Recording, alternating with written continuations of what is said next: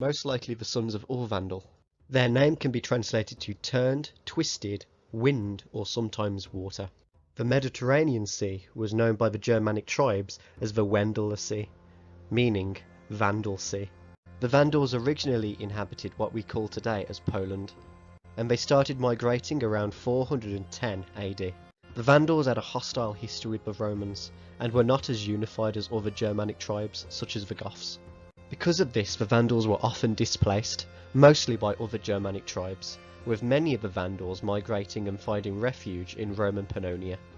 With Hun invasion, however, Roman Pannonia was no longer safe, and with the huge increase of refugees, the Vandals decided to move further west. After some failed attempts at taking some other Roman land, the Vandals ended up raiding Gaul, in what we call today northern France. They gained an unfavourable reputation here for the amount of destruction and death they caused on their travels, and gave all Germanic barbarians a bad name.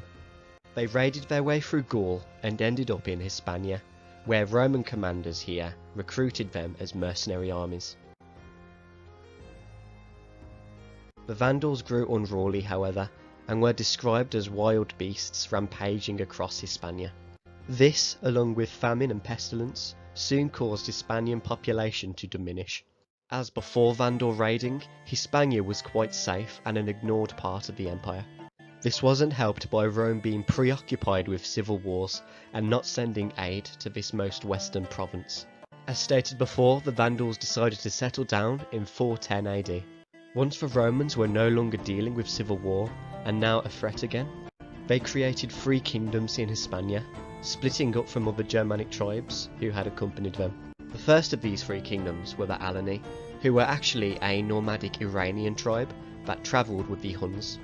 The next were the Suebi, a notable Germanic tribe, and of course the most populous Vandals, who settled 2 different areas. The Visigoths would later join them, taking the rest of Hispania, and with Roman funding, ran off the other Germanic kingdoms. We'll be exploring this later.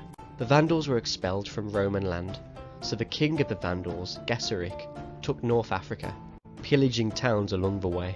The Romans sent armies to dispatch the Vandals in 432 AD, but were defeated. The Romans now struggled to deal with this Vandal threat, as they were skilled sailors, and could defend their coastal cities in northern Africa by getting supplies from their navy. Gesseric decided to settle in North Africa, off the coast of Italy, and built a large pirate fleet. Here, the rich Mediterranean Sea became their new raiding target, particularly the islands now known as Sardinia and Sicily. By 439, Carthage, Rome's most important settlement in Africa, was sacked by Gesseric. The Vandals followed an Arian denomination of Christianity, and therefore the Nicene Christians were persecuted by the Vandals, who put the city to the sword. By taking Carthage, the Vandals also now had their hands on the Roman fleet, which was stationed there, adding to their already large pirate fleet, and this could have possibly made them the most powerful seafaring nation in the Mediterranean. Here, the Vandals also recruited many North Africans and possibly Middle Eastern people to join their ranks. This emboldened the Vandals, who raided and pillaged their way across the whole Mediterranean. The towns were completely sacked, and many attacks all happened at the same time, so fast that the Roman armies could not reinforce them all. The Roman armies gathered, both east and west, but could no longer safely pass into Africa, so the Vandals and Gesseric were safe. As the Romans travelled south to deal with the Vandals, the Huns took advantage and raided in the north, and vice versa.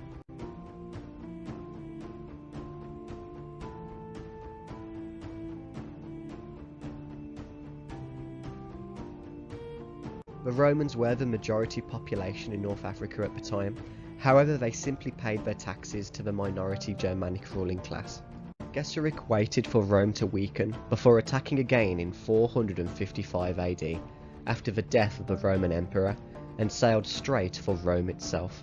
In pure fear of the Vandal reputation, many of the ruling class in Rome fled, leaving only the church to negotiate. Following this negotiation, Rome, the most powerful and wealthy city in the world, willingly opened its gates to the Vandals, who proceeded to sack Rome for 14 days. Temples were stripped, wealth was looted, and the palaces were picked clean. However, limited destruction and killing took place, with Gesseric honouring his word. After which the Vandals sailed away with all the loot and captives they could store on their boats. The Vandals would take full control of the Balearic Islands, Corsica, Sardinia, Malta, and the ports of Sicily around a year later. Gesseric died in 477 AD. He reigned for longer than most rulers of the time, and much longer than any barbarian ruler at the time. However, without his leadership, the Vandal kingdom went into decline, which soon led to a reconquest by Rome. It's from the Vandal tribe that the origin of the English word Vandal stems from. Although originally meaning wanderer, by the 1600s it began to mean destroyer of what is beautiful. Be sure to check out my other channel, History Sticks, for the complete, longer and comprehensive video.